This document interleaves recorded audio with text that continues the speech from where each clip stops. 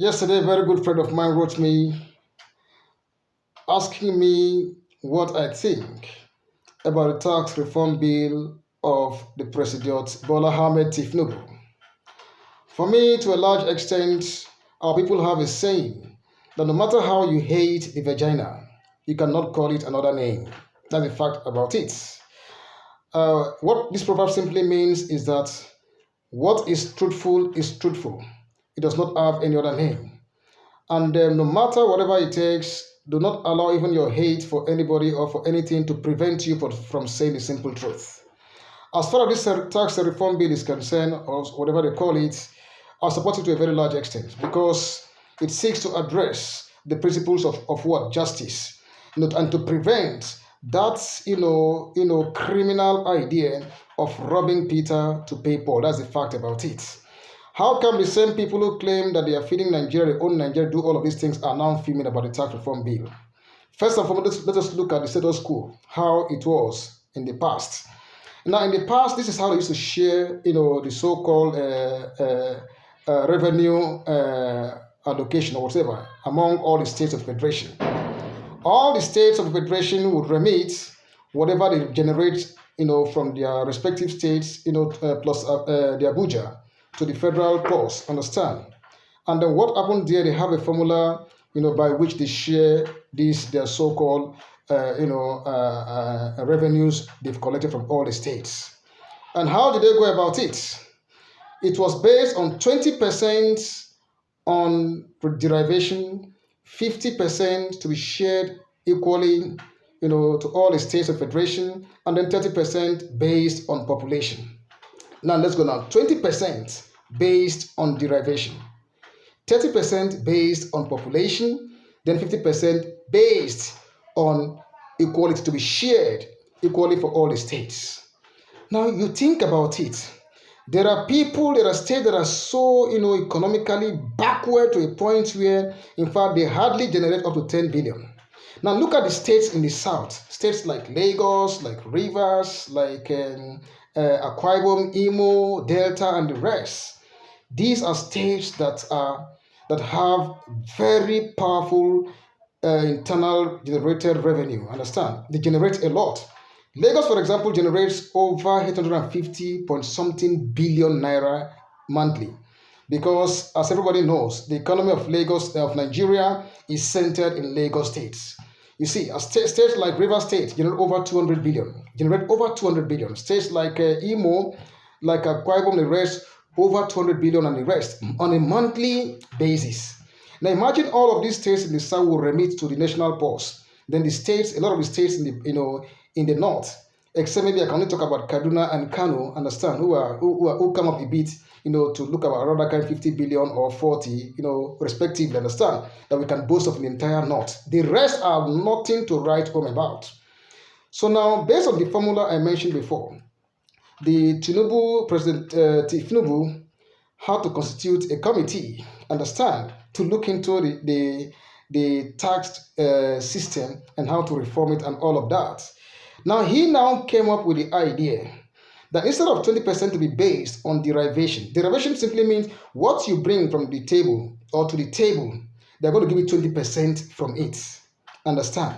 So he now said no, that now instead of 20% to be based on derivation, it should be 60% that should be based on derivation. That means whatever you bring to the table, understand, they give you 60% of it.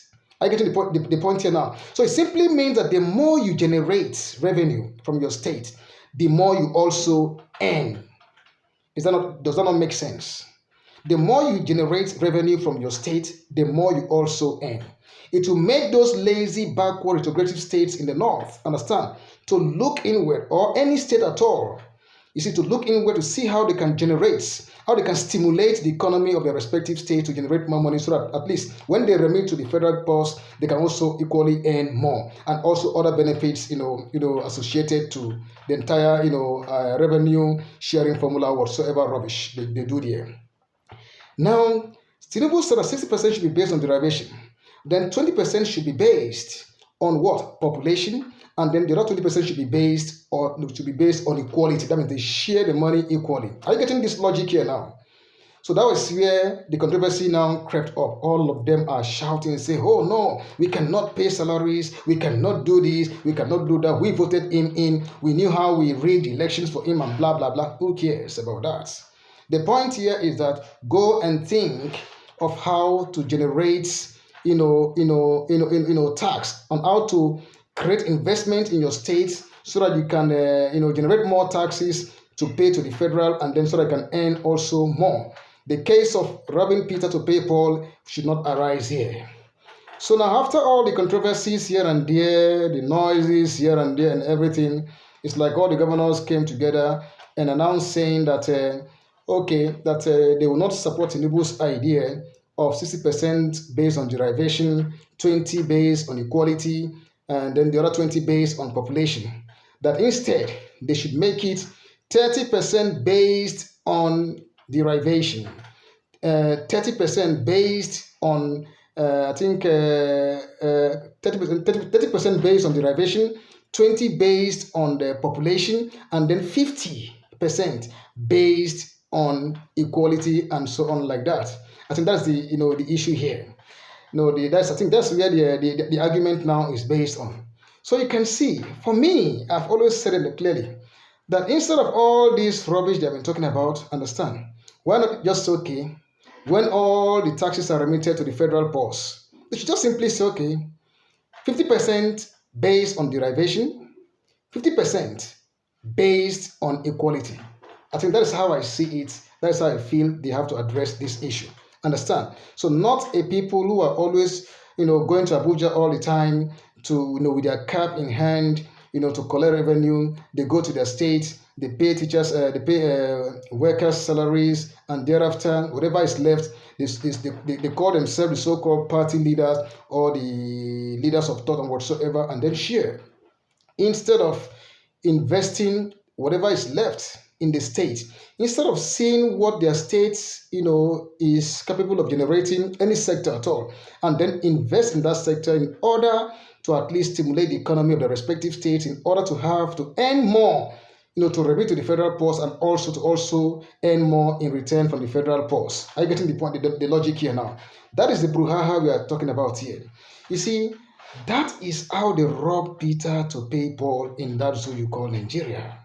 You see, that is what you see everywhere, rascality, argument here and there, everything.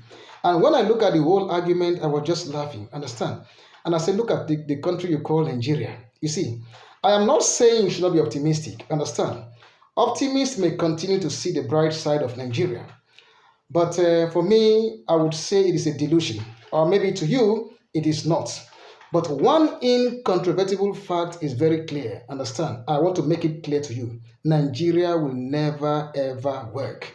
Or if you see the bright future of Nigeria, for how many years have we been talking about that? For so many years. Oh, the future is very bright for Nigeria, blah, blah, blah. We keep on saying the same thing. Understand? Nigeria will never, ever work. You see, if you want Nigeria to exist, Nigeria can only exist as a dysfunctional state. Get it clearly, as a dysfunctional state, until Nigeria's political structure is fundamentally restructured or altered. You see, to accommodate good leadership, equality, understand, equity, and accountability. If that is not done, understand, I am telling you, your optimism is as good as nothing. Totally nothing.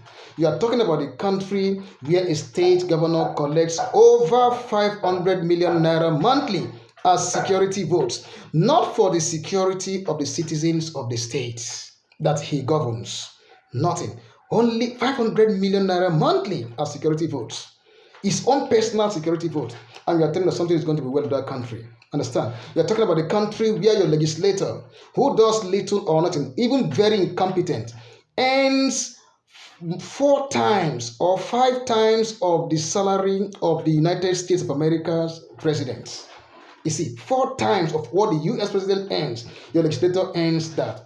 The fact remains that I always say that Nigeria is nothing but a rogue state, a criminal state. Nigeria is a criminal state, a very sick place. Understand? And as I always say, Nigeria is the worst place under the sun. Take it.